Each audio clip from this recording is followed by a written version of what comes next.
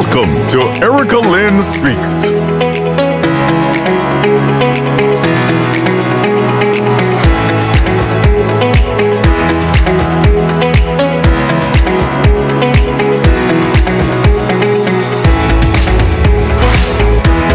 An inspirational, motivational conversation designed specifically to help you move forward. And now, here's Erika Lynn. Welcome. This is your girl, Erika Lynn. I'm back to another wonderful episode of Erika Lynn Speaks podcast. I'm so excited to have you guys here tonight because we're talking about how deep you got to go to make love works, right? Sometimes we think it's just roses, chocolates, and candy, but no, that's just the surface stuff. Sometimes you got to go a lot deeper to win, right? You got to do the things that you got to put that work in, right? Everybody always say, how much work I got to put in? You never know until you actually get in it.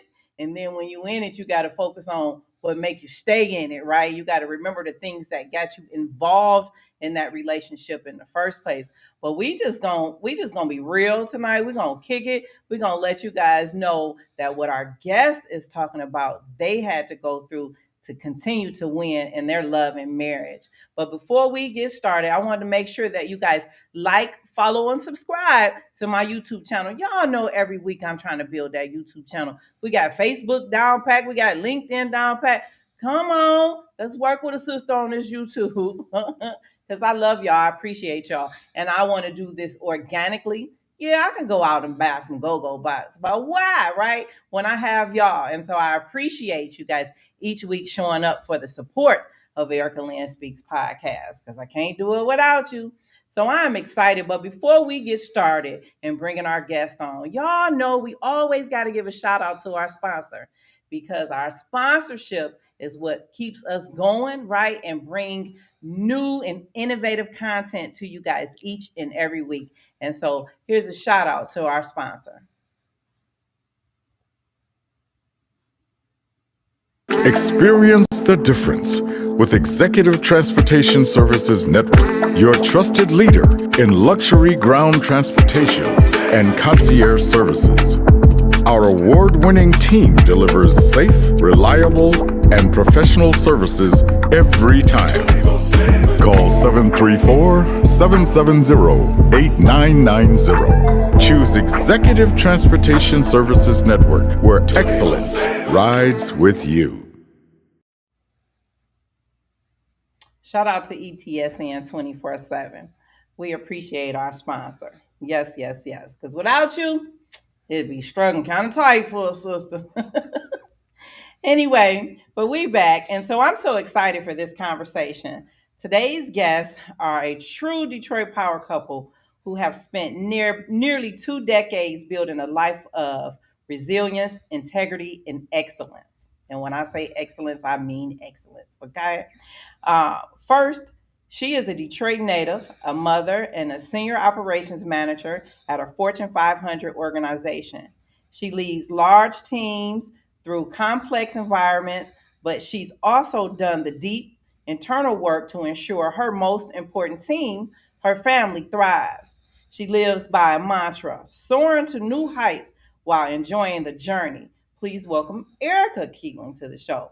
But first, we got to talk about the man of the hour, right? Okay.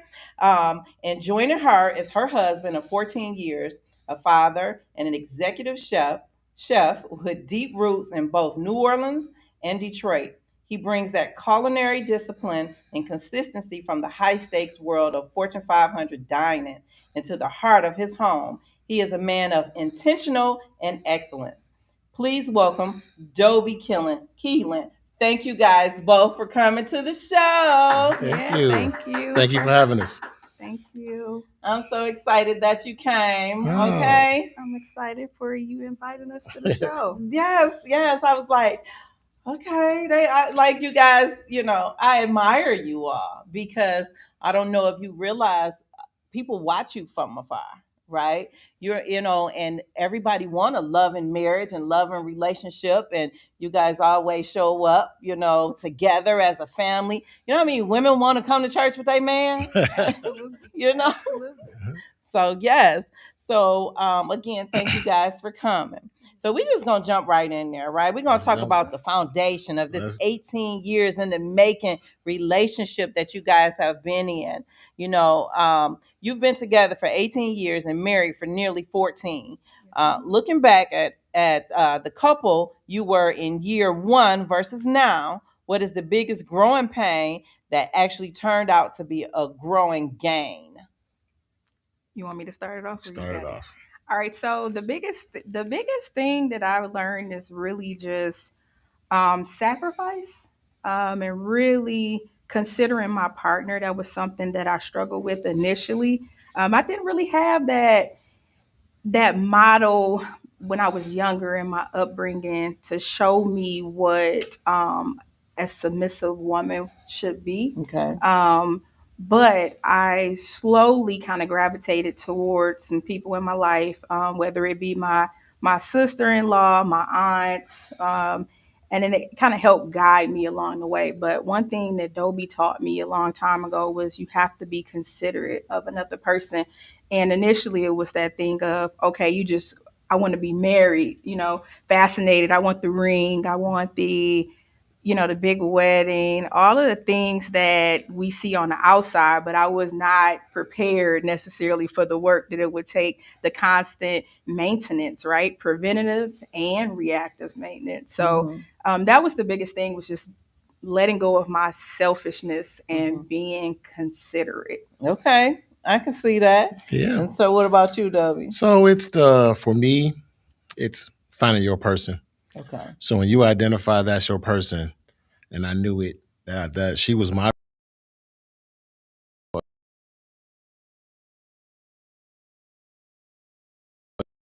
best friend. My sister is my best friend. So the love was always from when I was little. Okay. And to share that love and then identify. So who she was, who she are, who she is. I'm sorry. No.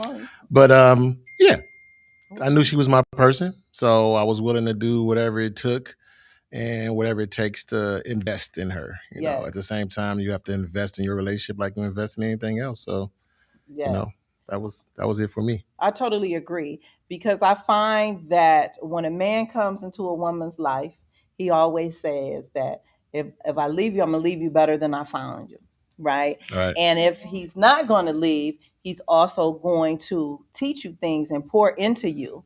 And so that when you elevate, you're not just elevating for yourself, but you're elevating for us, or for that growth of that relationship. Correct. And so what are your point on that? Like, what is your stance on how you feel about pouring into Erika even before you guys got married? Good question. So actually, like I said, when you know that's your person, everybody knows, like, okay, I can see myself. You can see a future. You can see, the qualities. And when I met Erika, I was broke. I was broken. So I gave up on love. I was focusing on myself, my career, and that was my kids. So that was all I was doing. But then you met a person and you'd be like, wow, she exists, like, okay. So then you identify the qualities and then what she brought to the table and what she expected of me. And she was a friend before anything. So that was important. So before all the others, she was a friend. She listened. It was just good to be heard. Yes. And that's a good quality, to be heard, to be considered. Yes. And then they went from there. So that pretty much solidified it for me. And then, the investment part. So when I'm all in, I'm all in. Okay. So you got to remain focused. You got to remain committed. I know I didn't want to do multiple dating or be out dating. I really wanted to find that person who I can focus on, who can focus on me, and we can go forward with. But you got to put God first. Yes. So saying that, I was brought up in church, so I know better. Yes. I knew better, and I knew what the focus was. And again, my sister's a first lady, so my best friend. So she always instilled focus on God. God was what I needed. Okay. So that's a true statement. Whatever you need for him to be, your best friend, your wife, your whatever, baby daddy, he can be it all. So that's what he was for me. He just kept me focused, kept me grounded. We're not going to shake from it. This is where we're going to stay the course. And that's what it was. And then, a blessing came out of it. I love that. And I just want to ask you one question. Is they always say when a man is going to marry a woman, he knows like right away that this is the woman that he wants to marry. Because we see women that's been in relationships for 5 years, 4 years, 3 years, and then they're hoping that this man marries her. So what is your take as far as how long does it actually take a man to know if he's going to marry a woman? Well, just like they say for women, right away when you're interested in a man. So especially I really encourage, do your homework. When you dating, that's when you need to really record the data. So you know what you're getting into. You need to know underneath the surface. Because again, for the first month, you get to act. You get the representative. You get the representative. I represent them, so that's what you do. Yeah. Even for men, we pretend to be this person and we this and that, and we're going to show you all the good things. But when you deep dive and you know the upbringing, and so you know what you're dealing with. So I was able to identify some opportunities, but I knew what she was struggling with. Yeah. I know what she needed. Yeah. So I had to give grace. I had to understand, because I would be a hypocrite because I wasn't always perfect either. Trust me, I transformed. But to give grace. Yes, I love that. I love that.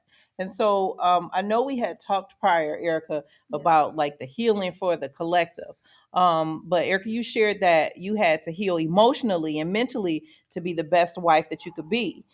Many people think marriage completes them, but you're suggesting you had to be whole first. What was the hardest part of letting go of the past hurts while trying to build a future with your husband?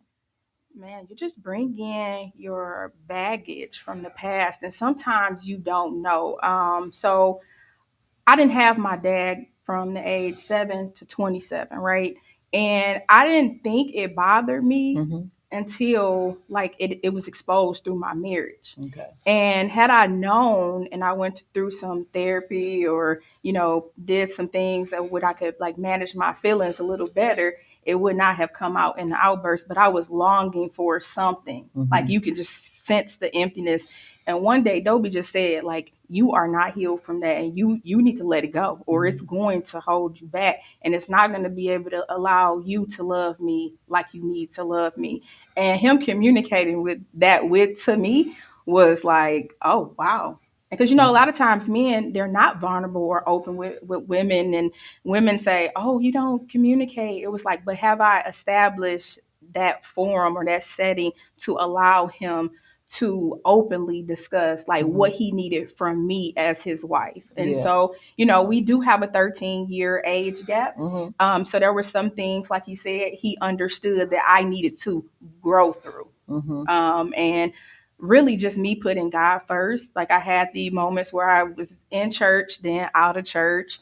I was outside and I needed to be inside and understand that it's a covenant and I have to honor that. And it's going to take 3 of us, right? When you think of a scale and it's balanced, right? You got just Dobie and I. What is that middle foundation piece? That's God. And the Bible says that you need those 3 chords in order for it to be strong and sustained. But that's when I learned to I got to come inside. I got to focus and I got to give my all to this man who invested and poured into me. And I love that. I love that. And sometimes you have to do it. Sometimes it be so challenging. Things in the relationship that nobody knows, but just you and him. And it's so challenging. It's so easy to shut down. It's so easy to walk away. To quit. But it takes a strong person or people to stay in that marriage and work it out. We was going to unpack. I was going to help her unpack so we can repack. Oh, I love that. Yeah, we had to unpack all that luggage and all that baggage. We had to get rid of that. And then we started over and, I'm going to help you pack this so we know what we carry into this. You got to put that in the Right. you got to put that on the quote that screen. one. Yeah. Type put that up there. You So got to instead of quitting, unpack. So instead that of they quitting, can you read. can walk away. It's easy to quit. What It's they easy. say, most of the people that's successful, they say the only difference between me and someone else, like I just didn't quit. Yes. That's it. And Yeah. we didn't quit. I love that. I love that. So let's talk about the partner's perspective. Okay. You know, while Erika was doing the internal work, how did you navigate that? And did you see her bids for connection change as she healed? Yes. So prayed. A lot of prayer. Mhm. I mean, I had a lot of prayers, a lot of, I will give a lot of credit to her uncle, who was very spiritual, Uncle Pooh is no longer with us, but a lot of talks. Like, we got this. You put God first, stay focused. It was a lot of times I did want to quit, and was like, I can't do this.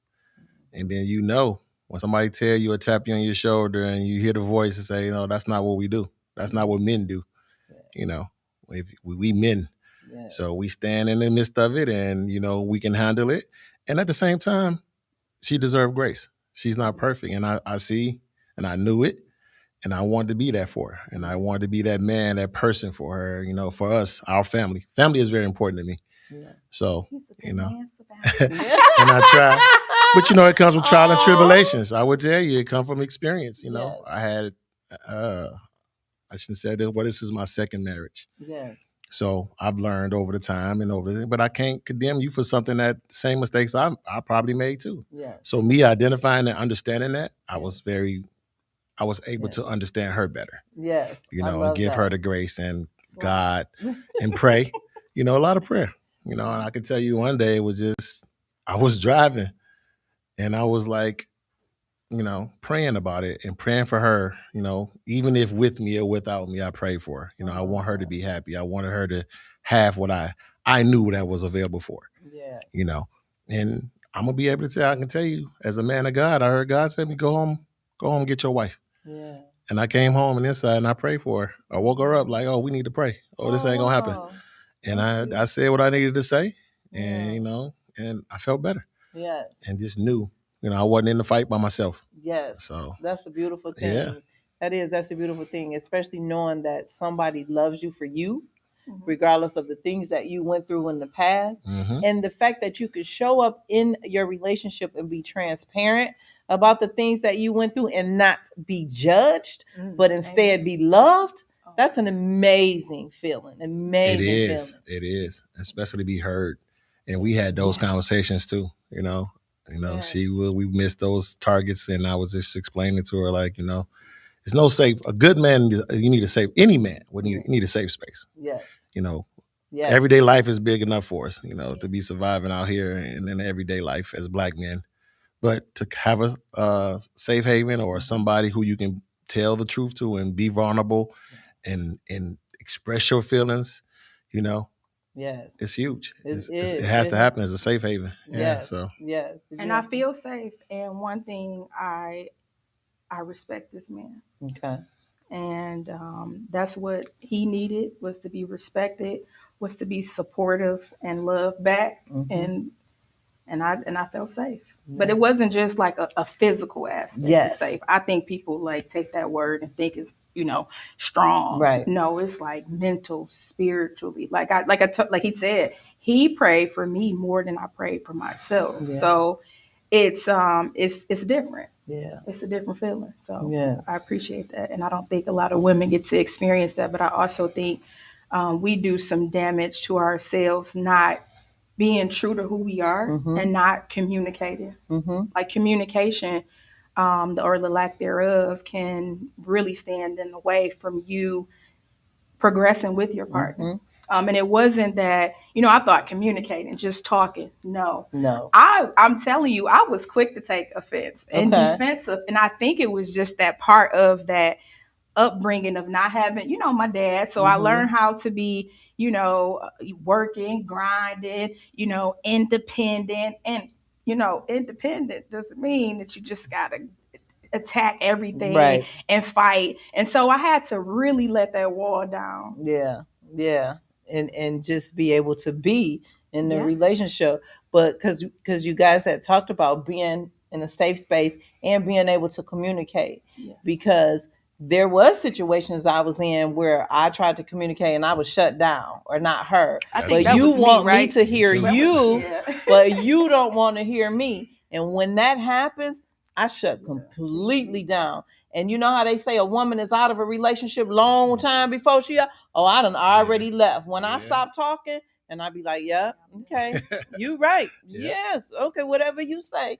And I'm out. I'm just planning my exit strategy, you know. But being able to communicate both ways, where you can share stuff with her. It right. But when you're in the right with the right person and in the right environment, I learn and I see that you can actually share your most deep inner thoughts and not be judged, and vice versa. That's a wonderful feeling. And if you ever have a man, ladies, single ones too, or married ones, and he tell you, don't talk at me, you really need to probably jump into either a communications class or have a counseling session of some sort to understand what it is to properly communicate. Because the biggest thing is listening, like, and actively listening, not listening to hurry up and interrupt and have your opinion heard. Like, it's not a battle. Like, we're not in competition. The goal is the same, the end goal.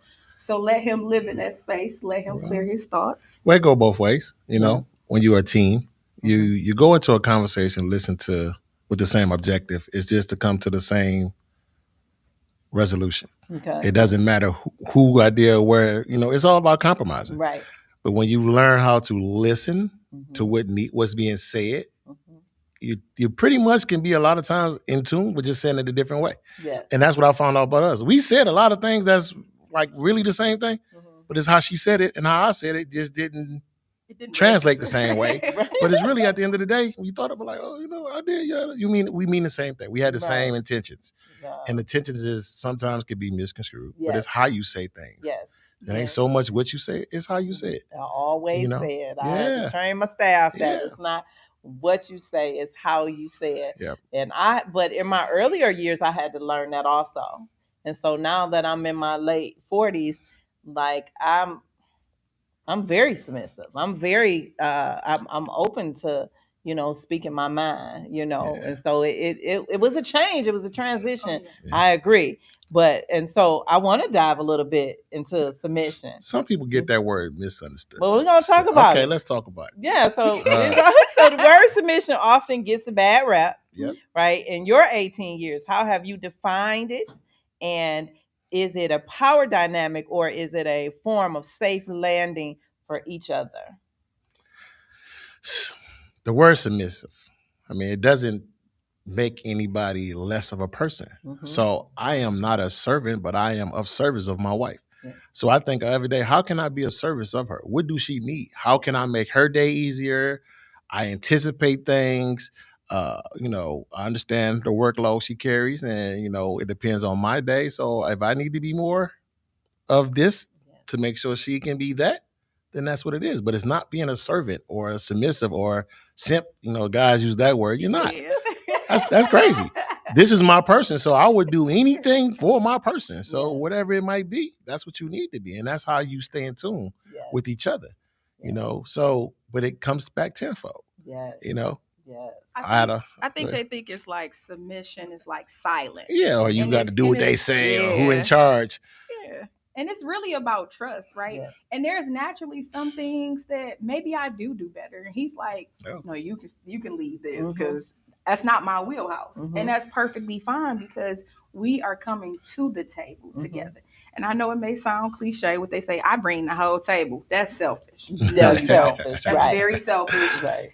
That's like you just on a boastful, I'm bringing the whole table. Like, no, we are going to sit down together at this table and we are going to build a plan. Because again, you have to have plans and goals for your relationship as well. Like we have date nights. That's one of the things that we do to make sure we keep it live and connected. Close the door. Yeah. Like the kids have, Ma, can you come can she come down there for a minute? Or whatever it may be, right? Now that the kids are a little bit older, but you have to understand like your partner comes first, Yes. after God. Yeah, Like, and I think that's the whole submission thing is just like misunderstood. Like, there is no power struggle here. And to be honest, I'm a boss at work, so I don't want to be a boss when I come home. She don't turn it off. Listen. Me knowing her, but she don't turn it off. But I'm a father first. Well, I'm a father as well. So my thing is setting examples for my sons to be good men. Yes. Don't just be a man. Be a good man. Your reputation. So you always want to. Your legacy is when you go, they can say that was a good dude. Yeah. That was a good guy. Oh, I love that. He did it the right way. He's very respectful. And it's a very fulfilling thing when you hear people speak of your family or your sons, and I have daughters, so I always got to make sure I always want that example is always there. You know what it is, so but yeah, because that's all they say, how the kids learn how to treat somebody in a relationship. Amen. It starts at home. And the fact that the kids are blessed enough to have a 2-parent home to see an example, then they know what to look for or what to do, when they get out here and get into a relationship, because we do have a generation of young people that come from 1-parent home and they're figuring it out as they go through, and they learn, when they get older, because they blessed enough to have somebody come into their life, whether it's the pastor or, somebody at work that they can, communicate with and say, hey, this is, what you should do or what you shouldn't do in a relationship. So that's unfortunate that they don't have an example set, but your children are blessed to be able to have an example set by you guys, and then when we talk about submission, I find that people only quote one part of the scripture. The wives should be submissive to their husband. Do you know I didn't even know it was the rest of the part of the scripture, because, I just kept getting quoted that first part. And I kept saying, I got to be submissive. But what? But this just don't feel right. Not the submission part, but I know, when you're not being treated right, and when it's something missing. And so when I decided to actually read the Bible and educate, I learned that it's a whole nother part, that talk about what the husbands are supposed to do for the wives. Yes. Yep. So yes. So it's a 2-part thing when it comes to submission. And it can be a beautiful thing, like foreplay or something, It can be, for sure. Submiss. Yes. So let's talk a little bit, jump in and talk about your financial flow. You mentioned navigating it, who is good, with the money. And in long-term marriage, how do you handle the CFO versus the big spender dynamic without letting it turn into roommate syndrome, where you only talk about bills? Big word is trust. Okay. If you're on the same page and you trust, it really doesn't matter, to be honest, because it's the dynamics is crazy, because you hear the guys talking about they get offended when their wife make, more, or their spouse make more than them, But from the beginning, again, dating in the beginning, I was locked in or very impressed with Erika's mindset. Okay. She always had a plan, always a go-getter. Like, oh, I'm going to do this. And you could tell when people really going to follow up with, what their plans are. All I need is opportunity. Yeah. So let's create that opportunity. Yeah. So it was first part of our marriage when we was living together. She didn't work. She went back to school. But I didn't feel no way about it, because I knew I was invested in a partner, a teammate, and somebody who really was going to fulfill everything she promised. She said, you get me now, I'll get you later. Oh, I love that. And then I tell you, it was just, we all had our seasons, Yes. It was when I was up for promotions and she locked in and held everything down. It was my number one cheerleader. And then it was her turn. Yes. And then it was my turn. Yes. And then it was her turn. And then it was her turn. And then it was her turn. So I was like, oh, okay, I'm with this. I like this. But when it comes home and you see where it's going and it's us and you feel that, it's like, okay, let me play my role. Let me do what I need to do. So credit is everything. My mom taught me that a long time ago. I think I was in my teens and I was talking about credit. And that was one thing I helped him to get his established. Like, he had the money, I had the credit at the time. And then I went through school. He made sure everything was good. And after that, I always been that person. My Uncle Kenny had me write out goals at the age of 15, and he had me write my short term, mid term, long term. My kids probably look on the other side of the screen saying, "Oh, here she go with the goals," because I make them write the goals too, right? But you need to know what 3 things are you going to do to get to that goal, right? And you should always set forth to have goals, and that's what I said. Our relationship was built around having a plan and having goals. So financially, there was never any misunderstandings in that realm, except for the one time when I let the DTE get shut up. Let me tell you about that. Wait, hold on. I had to let them know. Okay. It was for $120. They cut me off. It's like, it's $60 past due. I was offended, okay? But it was a mistake. I overlooked it. He called me like, "We got the candles lit, but you get to pay the bill." Oops. That was it. Other than that, They didn't never happen again. No, it was a mishap, but I cannot believe they cut me off. And some people be, right, hundreds and thousands of dollars, right? And they sitting up there with lights and gas. So that's funny. That's funny. So look, let's talk about blended families, because you guys have a blended family. We do. And it's like high stakes puzzle. What was the golden rule you established early on to ensure that the children felt secure while your marriage remained the priority? No steps. United front. So we don't use the word step. Okay. I'm not a stepdad. She's not a stepmother. We're a bonus. So I you love add that. it. A bonus is always an addition. Yes. But it's united front.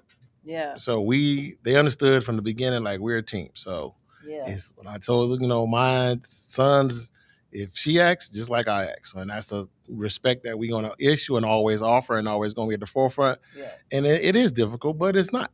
Yes. It's, once you establish and they see that you are what you say you are, things kind of just took off and just folded in with everything else. Yeah. And again, I felt safe because I brought my son into the relationship, and I love how he dealt with his children. So that made me feel safe. Yes.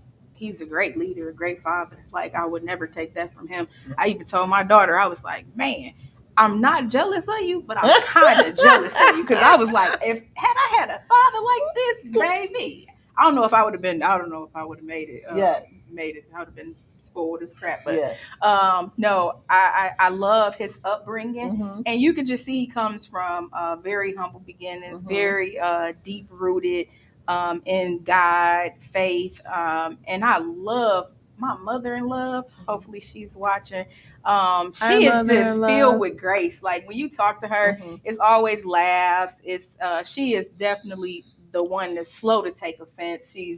She'll talk you through it, pray you through it. So having someone like that raised him, I knew that all of our kids were in good hands. Yes. So that was never an issue. And like, he's a stand-up guy, so he made it very clear. So it made it easy to like blend. I mean, I'm not saying we did have some moments. Don't get me wrong.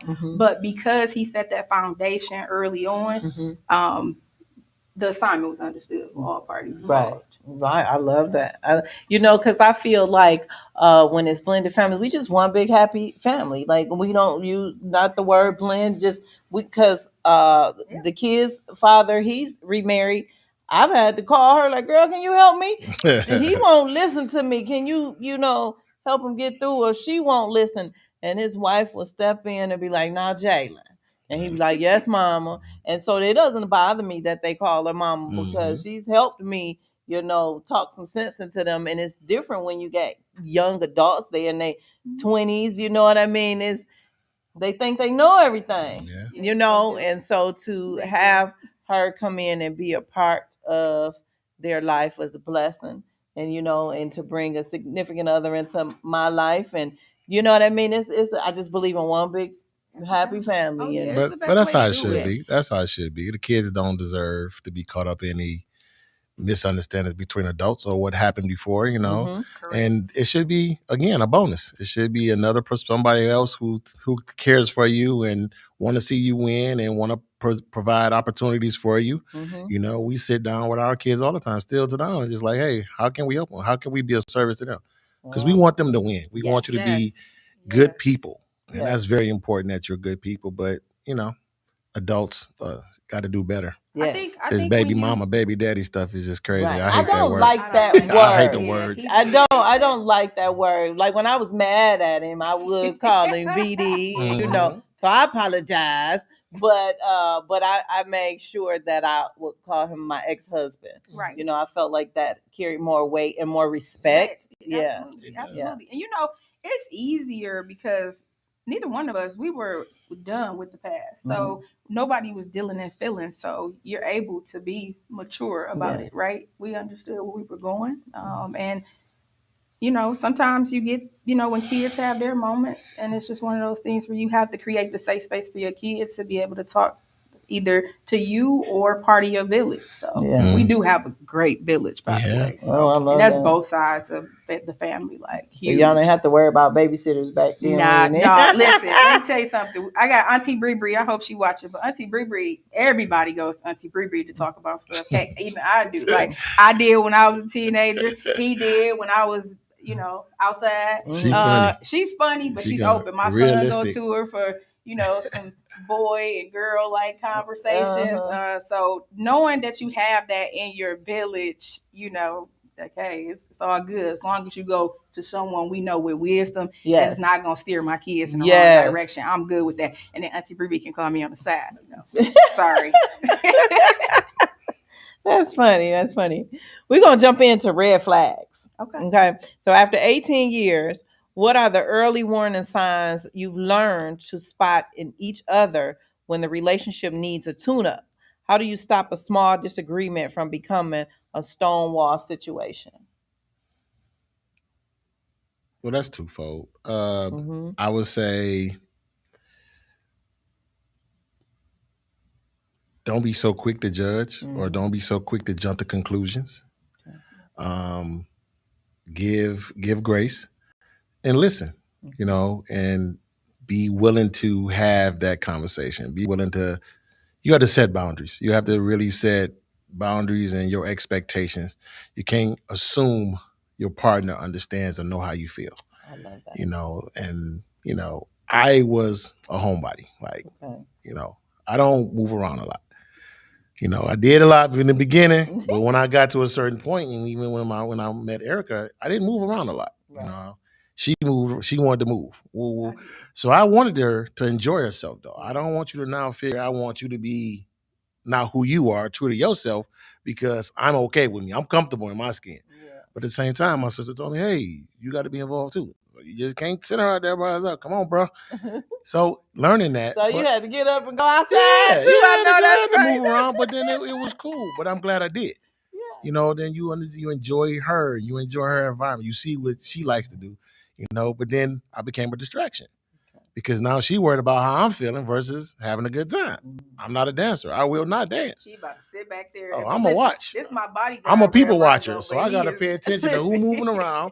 But that's my manly. Right. I don't sit with my back to the door. Yeah. I gotta see who moving, who in the building. So if you didn't dance, did you allow her Absolutely. to dance? But I would tell her. I love so that. If it was a gentleman who wanted to dance, you like, excuse please me, can I dance with your woman? Have fun, babe. All right. Because I believe and I trust her that you're gonna shut it. If it go anywhere it don't smoke, you're gonna shut it down. Then you out there doing that 1-2 step. Yeah, but she gonna hustle. Look, the distance is about this far. Yeah. You got that 1-2 step going on. Yeah, but enjoy. Have yourself a good time. Absolutely. Enjoy. But I didn't want to be a distraction. I want you to have a good time. But I'm good. Yeah. So it's just don't have an open mind. Okay. He just really has 2 left feet. That's the truth. I do. Like, to be honest. And 2 bad knees. I tried to teach the baby to do the line dance, but look, that shot's fired for sure. But listen, let me tell you something. No. He likes to watch his sports and ESPN, and I sit back and I do that as well. So again, it's a two ways, right? Mm-hmm. So I have to come inside and do the things that Dobie like to do. And then we found some mutual ground too. And that's why we came up with the weekly dates, right? Okay. Couples night, date night. And we could do anything. That could be the mall. We'll go to the mall together, comedy shows, a game, a little bit of everywhere. Sometimes it's dinner. It's been times we say, you know what? I don't even feel like going out. Me either. I'm gonna go make something, and he'll put the roses and get it all decked out, food looking like a 5-star restaurant. I was like, okay, for sure, I will do this at home. So I didn't see any of that as a red flag, but I will say one thing that he taught me about myself and just learning how to deal with other people is you can't tell people how to feel. And because I used to always tell him, like, that's not what I meant. And he's like, Erika, you can't tell me how I felt. This is how I felt in that moment.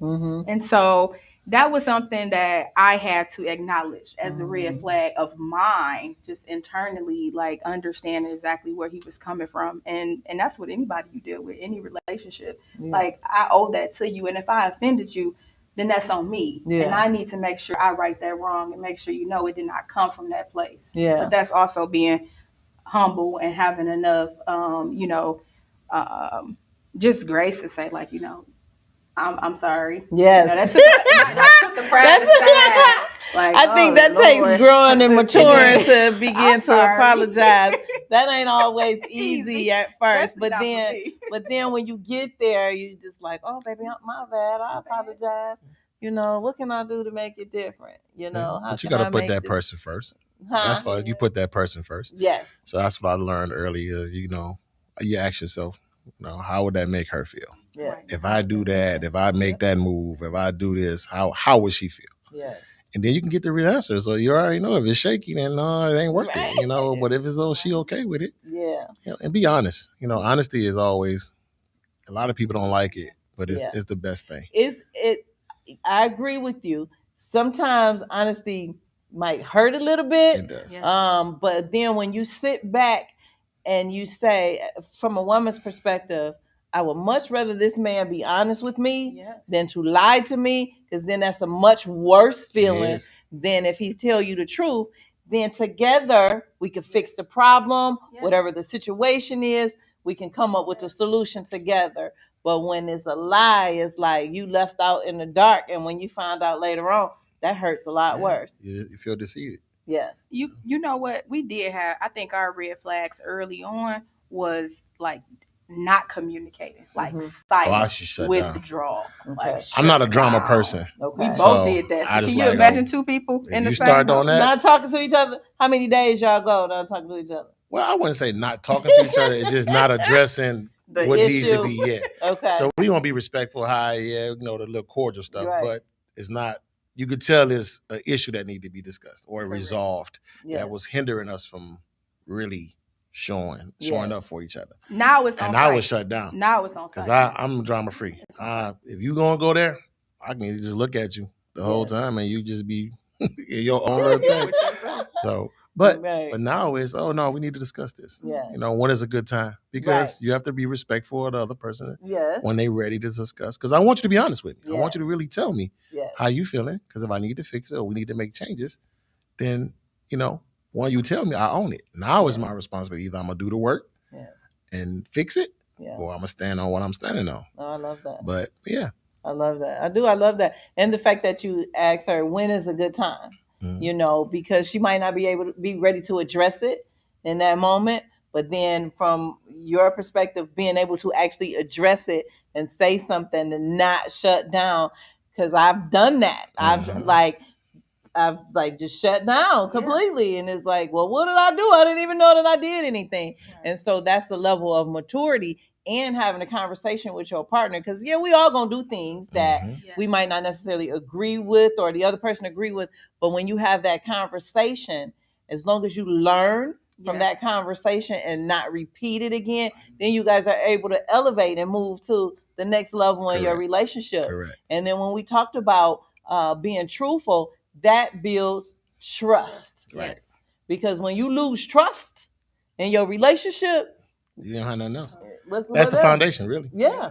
But we always made a promise we'd never do nothing outside the house. So we'd never go out and act a fool. So you'll never see, even if I don't like it, you're not going to get a reaction. We can discuss this later. When we get home. We'll put a pin in that. Yeah. table Or is. correct. And then he giving you that look. Right. It's time to go. There's you know no- what that look mean? We got to go. I see y'all. But you read your partner now. Like, Yes. I can tell when there's something on his mind, and obviously I know it's not something that maybe I've done, Mhm. but I can tell he's going through something, and I'll open that door and say like, "Hey, you okay?" Yeah. The constant check-ins, yeah, And that's says he like, I'm all right. because as men, we deal with things. They said that on Sunday in the sermon, Mhm. that as men we compartmentalize. Okay. We deal with things, our way. I don't want to bother, Okay. But when you have a partner, she's not a bother because like she talked me through a lot of things. What I love about it, she'd be honest with me, bro. You tripping? Come on, Yeah. for real? That's what you want? Yeah. When you like, oh, I need to check myself. I like that. Like, maybe I did look at it wrong, or I understand what you're saying, but Yeah. we want to make sure we people of God and Jesus deal in love. So we always have to deal in love. And that's the best way to look at it. I It love ain't that. all about the clapbacks and get down there with other people. So Yeah, I love that. Did we have some questions from our virtual audience that you want to? Okay, go ahead.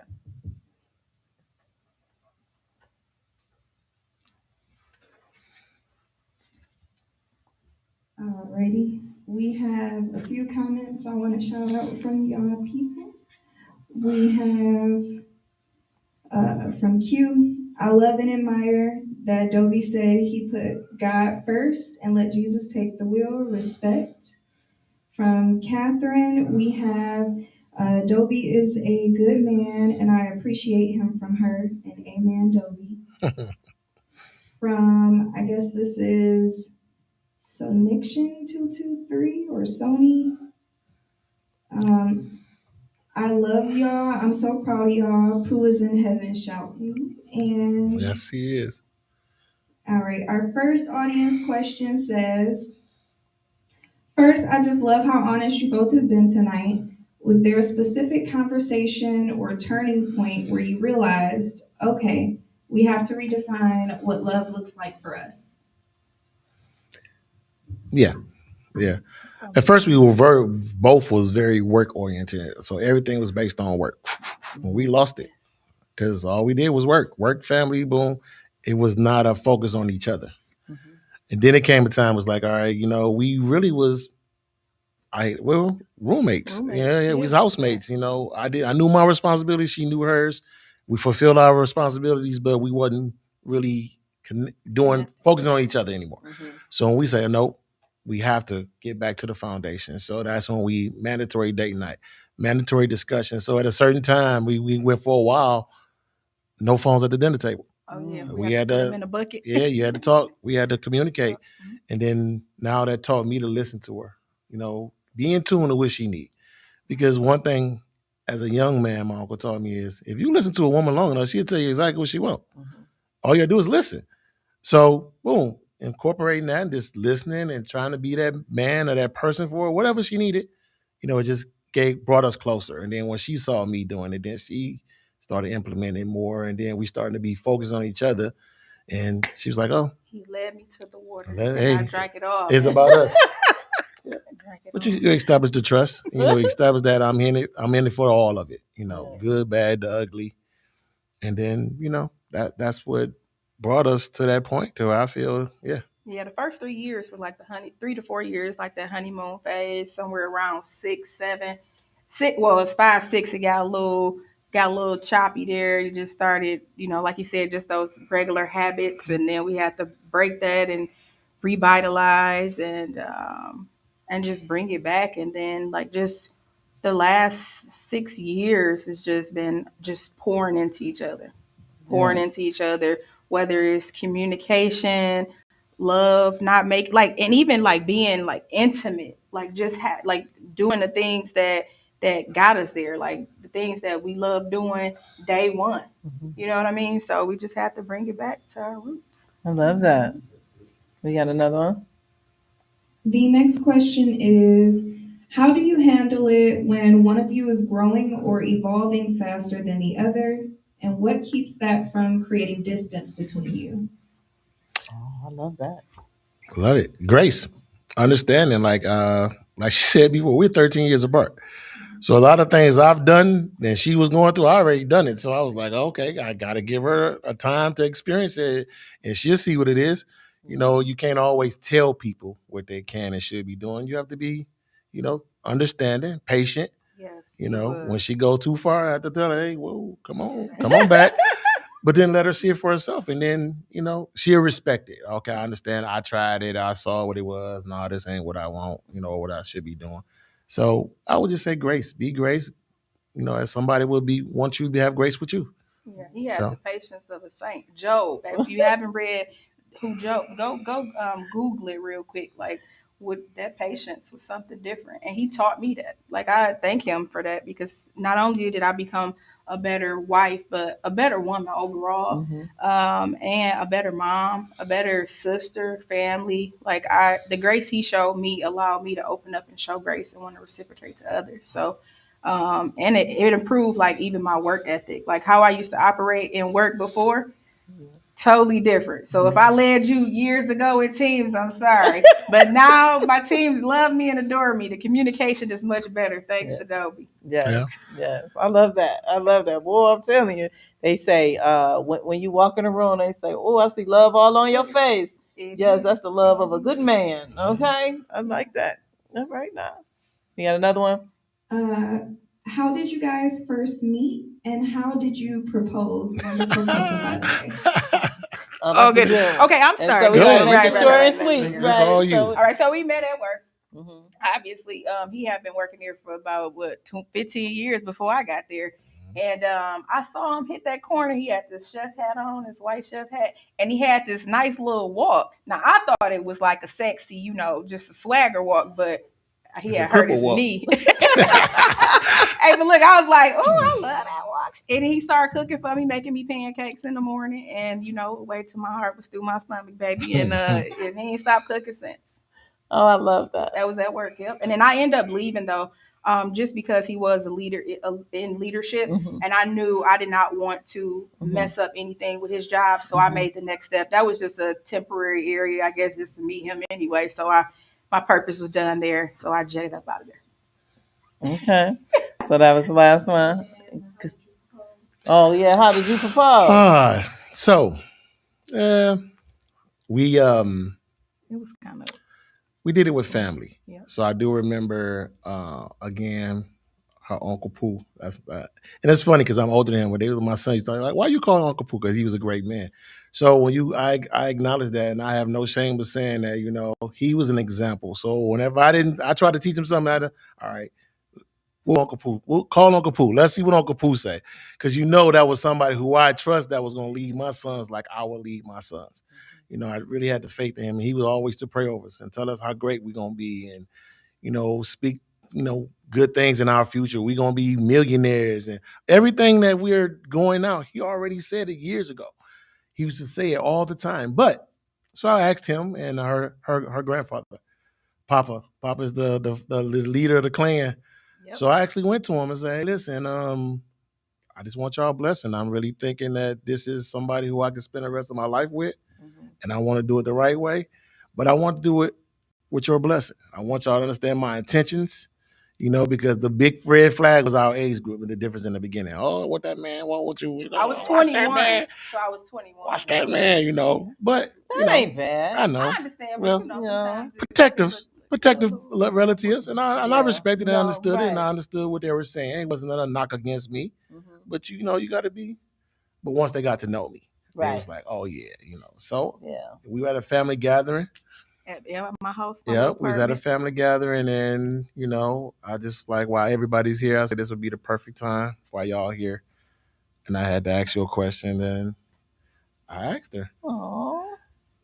I couldn't get rid of it ever since. I love that. I love that. You guys have been so amazing tonight. So I got one more question for y'all before we get out of here. Okay. The advice to self. If you could sit down with the 2006 version of yourselves, the couple just starting out, what is the one thing you tell them about the submission or healing journey that would have saved them some tears? So the biggest thing is, I would say, deal with your traumas. now. And if you're not a person who is willing to sacrifice and you're not ready to put God first, I would really do some soul searching and figure out if that's really what you want. But you need to prepare your heart. You have to prepare your heart, and you have to be able to love unconditionally, deal with those traumas, put God first, and I think that those things will prevent you from having any hiccups along the way. Yes. Yeah. Mr. Keeling. Put God first, and marriage is a job. Every day you have to work. That's a fact. You do have to put into it what you expect to get from it.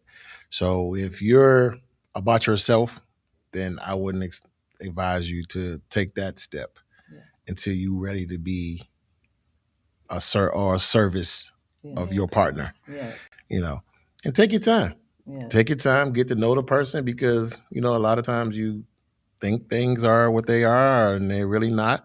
But it's about being persistent and knowing that person. You got to know your person. Your person is out there. Just be patient sometimes, you know, and commit to it. Once you lock in, ain't no switching up. You got to make sure you committed to it. So, You're so Detroit right but now. anyway, even if this wasn't a workout, I know I have a friend for life. Yes. I do know for sure. I have a friend for life, somebody who's going to have my best intentions always. Yes. You know, so that's really a good part too. I had wrote this just because I wanted to make sure I presented correctly, but love was redefined for me when I understood that marriage is a covenant and it's not it's not the culture. So preparation over performance, and then we got to have safety before submission, and then God at the center of it. It's not about being chosen, but it's about being prepared, protected, and willing to grow. So you got to create that space. Yes. Yep, I love that. Yep. I thank you guys so much for coming on the podcast. Can I get one shout out? Absolutely. You can give 1, 2 I have one shout out. Hey, I would like to give a special heart to Miss Taylor Morris, my new granddaughter that was born on Monday. So Pop love you and my whole family, but Taylor, that's who got my heart. I love and that. My niece Mel. Congratulations. I always got to love on my males, my girls. Yes, congratulations. And if somebody wanted relationship advice or just to hear more, how can they reach out to you? So I think she's going to put it on the screen. It's Erika, Erika, last name Keeling, Keeling. It's Facebook. It is on the screen now. Don't try to Facebook him at all. You will hear him, but he won't respond to October of this year. So if you need anything in the meantime, hit me up, and I'll definitely break bread with you. I love that. Thank you guys so much for coming on the show. You know, today was a beautiful episode. We talked about love being redefined, like when you got to stay in there, like just all. I mean, it was just such a beautiful thing. You gave me it's something to look forward to, because I didn't throw in the towel, and just like many others didn't throw in the towel. You gave us the recipe of what we need to do. Need to be considerate, because Erika said that when she was on Couch Wine and Conversation, Dobie taught me to be considerate.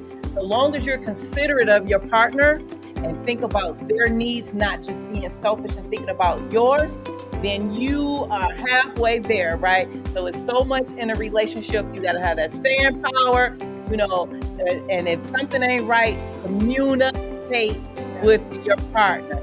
You must communicate, because sometimes perception, you might perceive something to be the way that it really isn't. But if you communicate and don't shut down, then, oh my God, you guys are going to just have an awesome, amazing relationship. It was beautiful. So I thank the Keelings again for coming on my podcast. You guys are so wonderful. Yes. So without further ado, we got to have you guys back on the show, because I want to give a much deeper dive into, I want to talk about covering and being covered. What does that mean? What does the Bible say about being covered in that covenant that you talked about? And so next time when I have you guys back, we're going to go a little bit deeper on the relationship. But you guys went deep enough. Right. And I love you so much, you know. You too. So we're going to get ready to get out of here. So as I always say, always remember, it only takes just one step beyond you. God bless you. See you guys next week.